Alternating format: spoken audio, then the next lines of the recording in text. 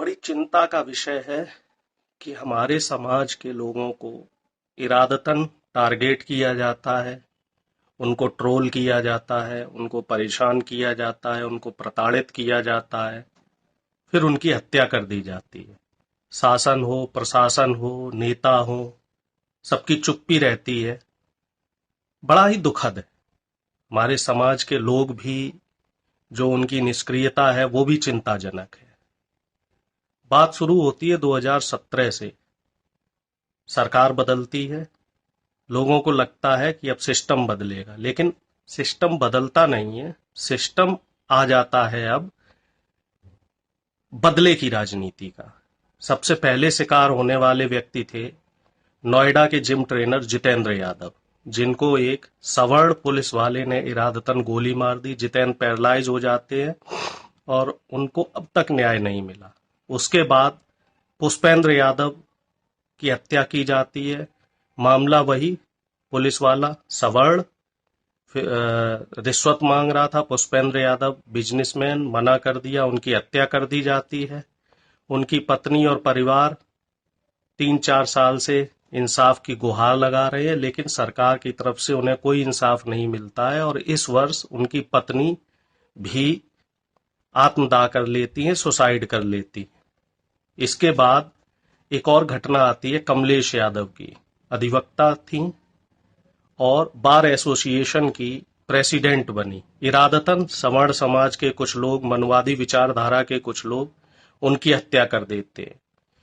फिर उसके बाद पिछले वर्ष एक घटना घटित हुई थी निशा यादव की, चंदौली की वो बेटी जिसकी पुलिस द्वारा हत्या कर दी जाती है।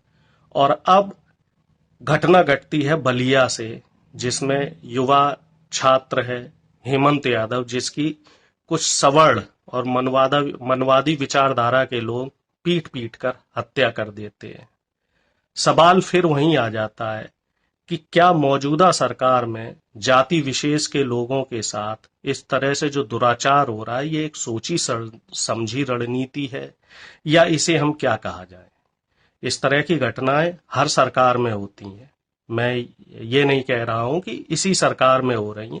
सभी सरकारों में हत्याएं और दुराचार की घटनाएं होती है, लेकिन पहली बार ऐसा देखा गया है कि ये सरकार ऐसी है, मौजूदा जो बीजेपी सरकार है, कि वो पर्सनली, इंटेंशनली टारगेट कर रहे हैं। जाति विशेष को ढूंढ ढूंढ के टारगेट किया जा रहा है, उनकी हत्याएं की जा रही हैं, उनको परेशान किया जा रहा है, उनको टॉर्चर किया जा रहा है। और ऐसी सैकड़ों घटनाएं हैं। अगर हम उत्तर प्रदेश की बात करें तो उत्तर प्रदेश में ऐसे सैकड़ों उदाहरण आपको मिल जाएंगे, जहां पे पुष्पेंद्र यादव जैसे, हेमंत यादव जैसे, बहन निशा यादव जैसे लोगों को टारगेट करके उनकी हत्या की जाती है। और दुख की बात यह है कि पुलिस प्रशासन, शासन सत्ता के लोग जो हत्यारे हैं उनके पक्ष में खड़े होते हैं, और अब तक जो पीड़ित परिवार है उसको न्याय नहीं मिलता है। सोचिए हम लोग क्या कर रहे हैं, हम किस समाज की तरफ जा रहे हैं। और इसमें एक प्रश्न ये भी बैठता है कि जब किसी ब्राह्मण समाज के व्यक्ति के साथ हत्या होती है, कमलेश तिवारी की हत्या हुई, और तमाम ब्राह्मण समाज के लोगों में जब उनके साथ कुछ दुराचार होता है तो पूरा समाज एकजुट हो जाता है। दलित समाज के साथ कोई घटना होती है, जितेंद्र मेघवाल के केस में आपने देखा होगा, राष्ट्रव्यापी आंदोलन हुए। लेकिन दुख की बात यह है कि जब यादव समाज के साथ इस तरह की कोई घटना होती है तो समाज के हमारे नेता, जो समाज के समाज सेवी लोग हैं, बुद्धिजीवी लोग हैं, जो समाज के संभ्रांत लोग हैं, वो चुप क्यों रहते हैं। जो समाज के बड़े बड़े नेता हैं, उनकी चुप्पी संदेह के घेरे में आती है। उत्तर प्रदेश में जितने भी विपक्ष के नेता हैं या फिर सत्ता पक्ष के नेता हैं, भारतीय जनता पार्टी के जो नेता हैं, उन सबसे हम उम्मीद करते हैं कि अब इस चुप्पी को तोड़िए।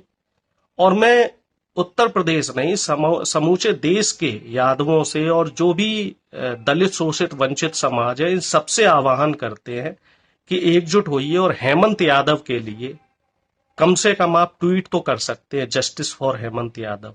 ट्विटर पे हम सक्रियता दिखा सकते हैं, सड़क पे हम उनके विरोध में शांतिपूर्ण मार्च कर सकते हैं, सरकार पे, शासन पे, प्रशासन पे दबाव बना सकते हैं, क्योंकि जब तक हम दबाव नहीं बनाएंगे सरकार हमारी नहीं सुनेगी।